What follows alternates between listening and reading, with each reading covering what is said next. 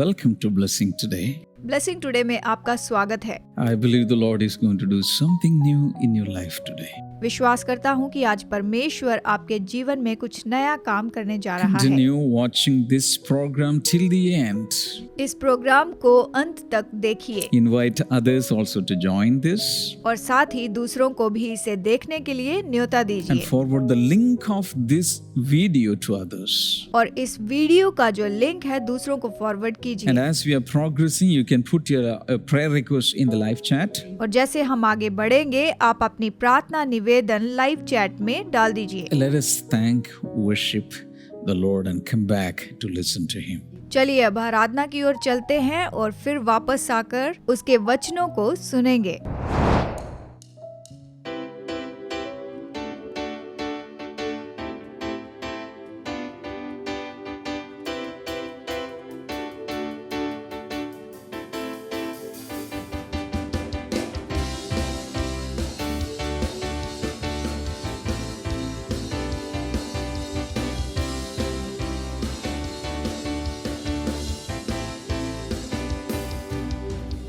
जावेदा यीशु मसीहा, हे जावेदा यीशु मसीहा, हे जावेदा यीशु मसीहा, हे जावेदा यीशु मसीहा।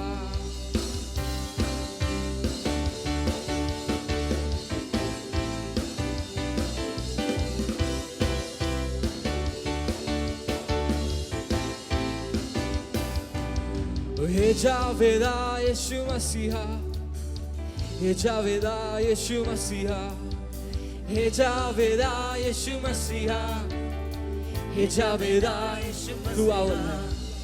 तू अव्वल और तू आखिर है, तू अव्वल और तू आखिर है। इस दिल का तू बादशाह है, इस दिल का तू बादशाह है। तू अव्वल और तू आखिर है, इस दिल का तू बादशाह है, इस दिल का तू बादशाह है। तू अव्वल और तू आखिर है, इस दिल का तू बादशाह है। तू अव्वल और तू आखिर है, इस दिल का तू बादशाह है।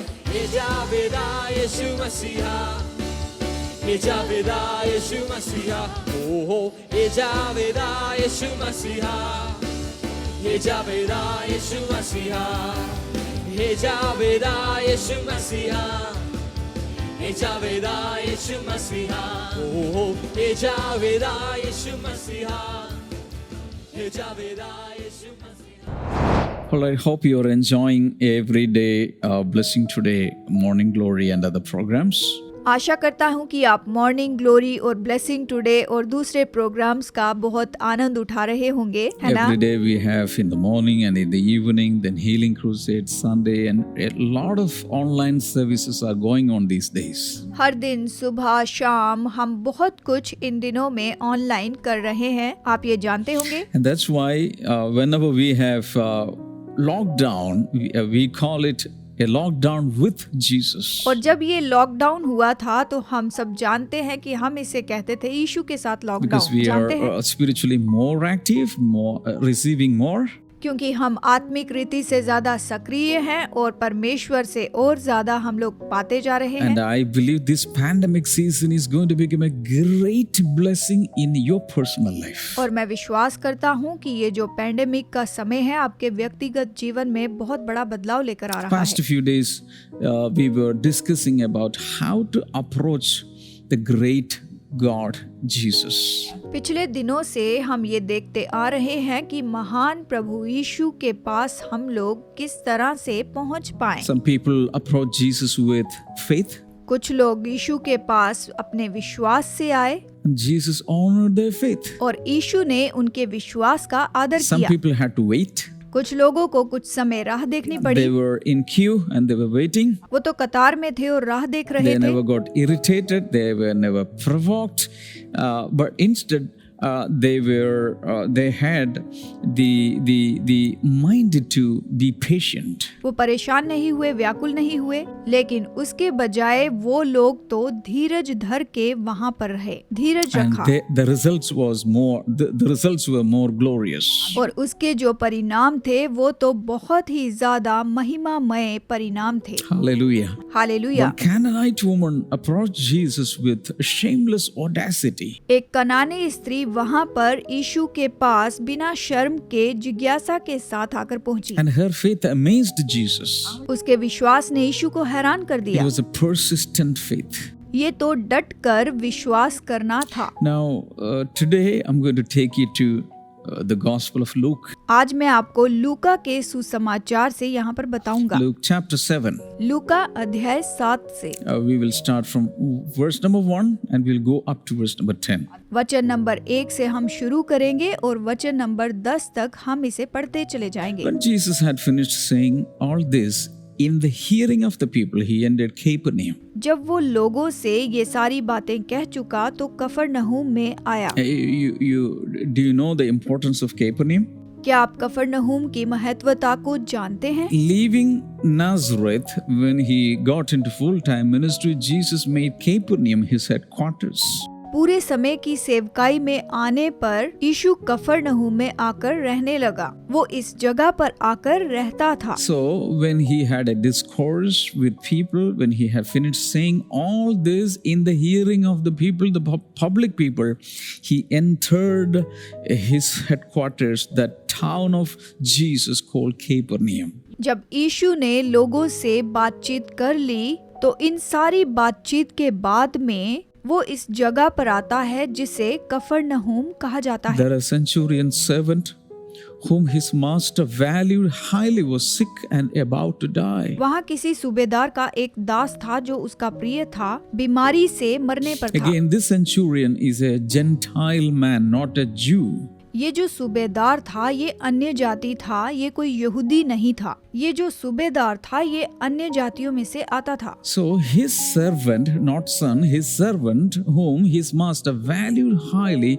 was sick and about to die. तो इसका जो दास था जो इसको बहुत ही प्रिय था, इसका बेटा नहीं, वो बहुत ही बीमार था और वो मरने पर था। This servant was so valued to him because maybe he was so useful to him. ये जो दास था वो इसे बहुत ही प्रिय था, हो सकता है कि वो इसका बहुत ही उपयोगी दास था। Now this centurion is now approaching Jesus. तो अब ये जो सूबेदार था वो यीशु के पास आता है। What was the problem? His servant was sick and about to die. समस्या ये थी कि उसका दास बहुत बीमार था और वो मरने पर था। Verse number 3, the centurion heard of Jesus and sent some elders of the Jews to him, asking him to come and heal his servant. वचन 3, उसने यीशु की चर्चा सुनकर यहूदियों के कई पुरनियों को उससे ये विनती करने को उसके पास भेजा कि आकर मेरे दास को चंगा करे। So he is approaching Jesus through some of the elders of the Jews. तो वो यहूदियों के पुरनियों के द्वारा यीशु के पास आता है, पुरनियों के पास विनती करके उन्हें भेजता है। He is not a Jew. क्योंकि वो यहूदी नहीं है। But because this man is a centurion, that means a commander over 100 soldiers, a man of authority, according to his position, he had connections with Jewish elders, and a group of elders were sent to approach Jesus. ये जो व्यक्ति है ये 100 सिपाहियों के ऊपर इनका सूबेदार है, जिसके पास अधिकार है और अपने ओहदे के कारण इसका यहूदियों के पुरनियों से संपर्क है और यहूदियों के पुरनियों के बहुत से समूहों को वो यीशु से विनती करने भेजता है कि आकर मेरे दास को जो मरने पर है उसे चंगा कर दे। Verse 4, when they came to Jesus, they pleaded earnestly with him, this man deserves to have you do this because, verse number 5, he loves our nation and has built our synagogue. वचन 4 और 5, वे यीशु के पास आए और उससे बड़ी विनती करके कहने लगे, वो इस योग्य है कि तू उसके लिए ये करे, क्योंकि वो हमारी जाति से प्रेम रखता है और उसी ने हमारे आराधनालय को बनाया है। So the Jewish elders elders of the Jew, honorable people among Jewish community, they are coming and they are recommending highly about the centurion. तो यहूदियों के पुर्णियों ने, जो कि यहूदी समाज में बहुत ही आदर के योग्य थे, वो यहाँ पर आते हैं और वो बड़ी विनती करते हैं, उस सूबेदार के लिए विनती करते हैं। Because there are reasons for that. क्योंकि इसके लिए कुछ कारण थे। Number one, he loves the nation of Israel. Number 1, वो इस्राएल देश को बहुत ही पसंद करता था। Loving the nation of Israel itself is a blessing. इस्राएल देश को पसंद करना यही एक आशीष है। Blessing the nation of Israel will bring back blessing on you. इस्राएल देश को आशीषित करना ये आपके ऊपर आशीष लेकर आता है या आपके लिए आशीष लाता है। This is recorded in Genesis chapter 12 verse number 1 to 3. इसके बारे में उत्पत्ति अध्याय 12 वचन नंबर 1, 2, 3 में लिखा हुआ है। Now, when God blessed Abraham, God pronounced these words, "Those who bless you shall be blessed." देखिए, जब परमेश्वर ने अब्राहम को आशीष दी थी, उसने कहा कि जो तुझे आशीषित करेगा मैं उसे आशीष दूंगा। So this man is loving our nation, blessing our nation. तो ये जो व्यक्ति है वो हमारे देश को प्रेम करता है, वो हमारे देश को आशीषित करता है। And not only that, he has built one of our synagogues. और केवल इतना ही नहीं, उसने तो आराधनालय भी बनाया है। Meaning, this man is an immensely rich man. इसका मतलब ये है कि ये जो व्यक्ति है ये बहुत ही धनी व्यक्ति है। And he spent from his pocket to build a Jewish synagogue. और इसने अपने धन के द्वारा यहूदियों के लिए आराधनालय बनाया, उसने आराधनालय को तैयार किया। Meaning, he loves our nation and he is a generous person. He spends for God. इसका मतलब उसने हमारे देश से प्रेम किया और वो बहुत ही उदार व्यक्ति है और वो परमेश्वर को चाहता है। So Jesus, please come with us and come to the centurion's house and heal his servant. और कहता है कि यीशु तू मेरे घर में आ और मेरे दास को तू चंगा कर जो बीमार है। Maybe we can call it praying for others. शायद हम इसे कह सकते हैं कि दूसरों के लिए प्रार्थना करें। I mean, the Jewish elders were praying for the centurion's case. मतलब यहूदियों के जो पुरनी हैं, सूबेदार के दास के लिए प्रार्थना करवाएं या उनके लिए प्रार्थना करें। Okay, praying for others is a good thing. तो दूसरों के लिए प्रार्थना करना बहुत ही अच्छी बात है। Now, Jesus heard the prayers of Jewish elders, and it says in verse number 6, so Jesus went with them. अब जब यीशु यहूदियों के पुरनियों की विनती सुनता है तो वचन 6 कहता है कि यीशु उनके साथ गया। He was not far from the house when the centurion sent friends to say to him, Lord, don't trouble yourself, for I do not deserve to have you come under my roof. वचन 6 कहता है, यीशु उनके साथ गया। जब वो घर से दूर ना था तो सूबेदार ने उसके पास कई मित्रों के द्वारा कहला भेजा। Now Jesus is on the way and he was approaching the house of the centurion, maybe a palatial house, big house, rich man, wealthy man. तो जब वो सूबेदार के घर पहुंचने वाला था, हो सकता है उसका घर महल जैसा हो, धनी व्यक्ति का घर, बहुत ही अमीर व्यक्ति का घर। But before he reached the house, the centurion sent another group of people to him. लेकिन उसके घर पहुंचने के पहले ही सूबेदार ने कुछ लोगों के समूह को उसके पास भेज डाला। And now this is what they say, Lord, don't trouble yourself, for I do not deserve to have you come under my roof. तो इस तरह से उसने कहा, हे प्रभु, दुख ना उठा, क्योंकि मैं इस योग्य नहीं कि तू मेरी छत के तले आए। देखिए, The first batch was Jewish elders. हम यहाँ पर देखते हैं कि पहला जो समूह था वो यहूदियों के पुरनियों का समूह था। जानते And हैं? the second batch he sent was his own friends. That means his own community people, maybe Romans, I don't know. तो दूसरा समूह जो भेजता है, हो सकता है कि वो उसके अपने समाज के लोग होंगे, अपनी जाति के लोग होंगे, या फिर उसके अपने ही मित्र होंगे, पता नहीं। And the prayer request changed. और जो प्रार्थना विनती थी वो यहाँ पर बदल जाती है। Now the prayer request is, Lord, don't come. अब जो प्रार्थना विनती होती है वो कहता है कि हे प्रभु तू मत आ। First he said, please do come. पहले वो कहता है कि प्रभु कृपया कर तू आ। And now he says, please don't come to my house. लेकिन अब वो कहता है कि प्रभु तू मेरे घर ना आ। Why? Because I do not deserve to have you come under my roof. क्योंकि मैं इस योग्य नहीं कि तू मेरी छत के तले आए, कि तू मेरे घर में आए। What I see there is extreme humility. यहाँ पर मैं क्या देखता हूँ, बहुत ही ज्यादा नम्रता। He is a big guy. वो बहुत धनी व्यक्ति He's है, a man of position. एक ओहदे वाला व्यक्ति, And he's a high Roman official. जिसके पास रोमन अधिकार है, बहुत ही बड़ा ओहदा है। He's a military man. वो सेना का व्यक्ति है In the society, he has value and respect and honor. और समाज में उसकी बहुत ही बड़ी कीमत है और बहुत ज्यादा इज्जत है। But he says, I don't deserve you to have you in my home. लेकिन फिर भी वो कहता है कि मैं इस योग्य नहीं हूँ कि तू मेरी छत के तले आए, कि मेरे घर में आए। Verse number 7.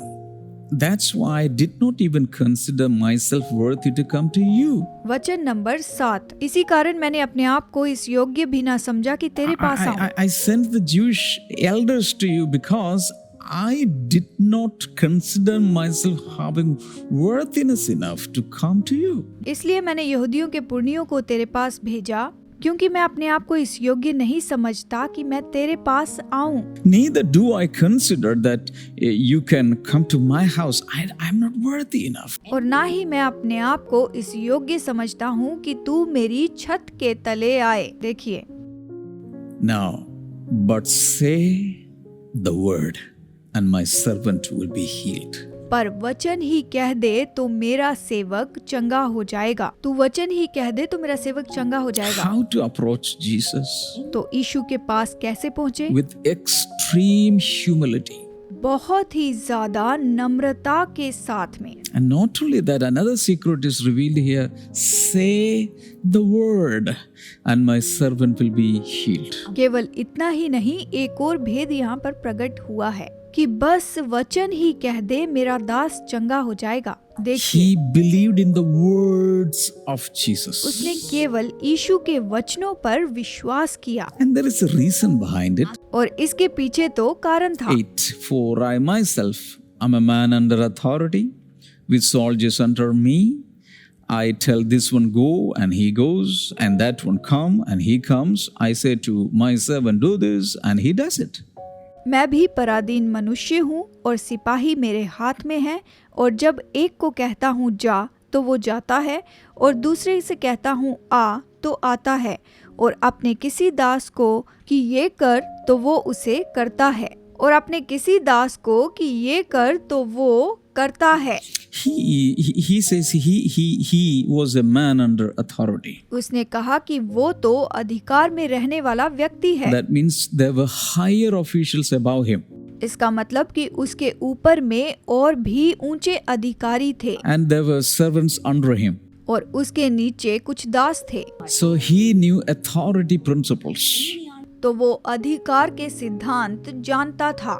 As a centurion, if a higher commanding officer instructed something to him, he should obey it. एक सूबेदार होने के नाते उसे जो भी निर्देश दिया जाता था तो उसे उसका पालन करना पड़ता था, उसे मानना पड़ता था। In the same way, when he commands, go, come, do this, do that, the people under him had to obey. इसी तरह से जब वो आज्ञा देता था कि तुम ये करो, वो करो, यहाँ जाओ, वहाँ जाओ, तो उन्हें मानना पड़ता था। जो उसके नीचे थे उन लोगों को ये आज्ञा माननी पड़ती थी। A man in authority need not travel.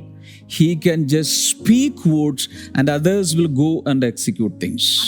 जो अधिकार में व्यक्ति होता है उसे कहीं जाने की जरूरत नहीं होती, बस उसे कहना है कि ये कर या वो कर, बस दूसरे लोग जाकर उसे करने लगते थे। वो ये सब काम पूरे करते थे। Do you get my point? क्या आप मेरी बात को समझ रहे हैं? I'm a man under authority.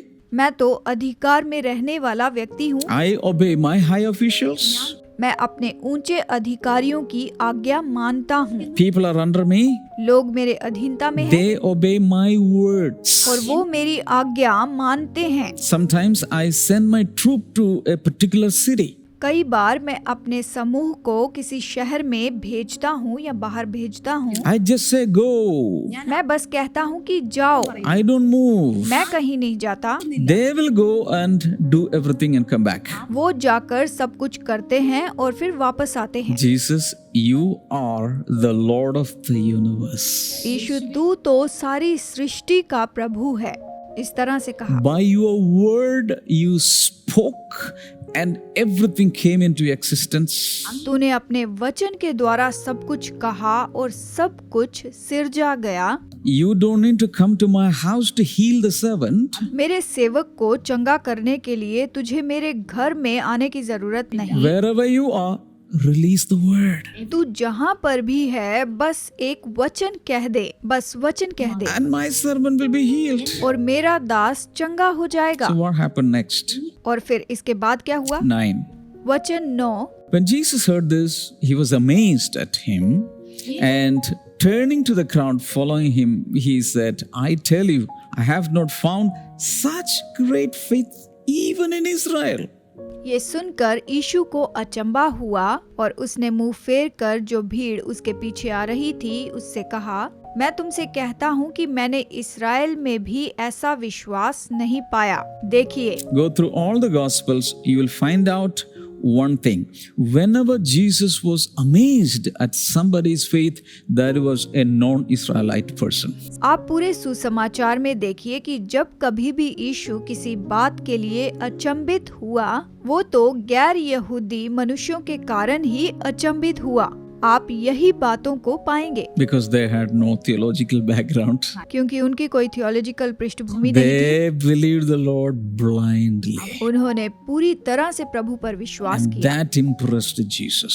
इसी ने ही यीशु को प्रभावित He किया। was जानते हैं, moved by the great faith of such people. वो ऐसे लोगों के महान विश्वास के द्वारा ही प्रभावित हुआ। And one thing I have understood is that you don't need to by heart the entire 66 books in the Bible to have faith. एक बात मैंने ये समझी है कि आपको विश्वास पाने के लिए पूरी 66 किताबों को पढ़ने की जरूरत नहीं। But in your hearing, receive that faith and release that faith. बल्कि जब आप सुन रहे हैं तो आप उस विश्वास को ले लीजिए, उस विश्वास को केवल आप प्राप्त कर लीजिए, उसे स्वीकार कीजिए। Verse number 10, then the men who had been sent returned to the house and found the servant well. और भेजे हुए लोगों ने घर लौटकर उस दास को चंगा पाया। जानते हैं, Meaning, Jesus did not go to the centurion's house.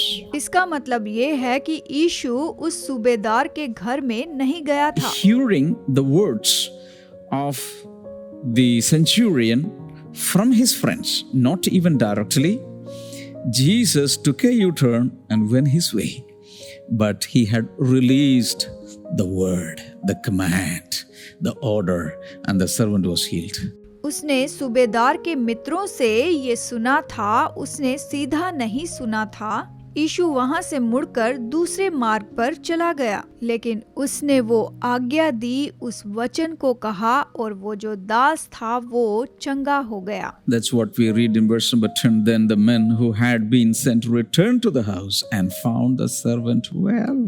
और भेजे हुए लोगों ने घर लौटकर उस दास को चंगा पाया। Hallelujah. Hallelujah. Psalm 107 and verse number 20 says, He sent forth His word and healed them. भजन 107 वचन 20 ये कहता है, वो अपने वचन के द्वारा उनको चंगा करता। Hallelujah. Hallelujah. Even today, He can do that. आज भी वो ये कर सकता है। Sometimes from the stage or through this program, we release the word, we release the word, we release not our word, His word.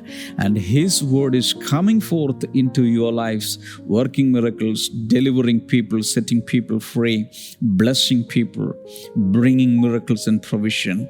Everything God can do with His word.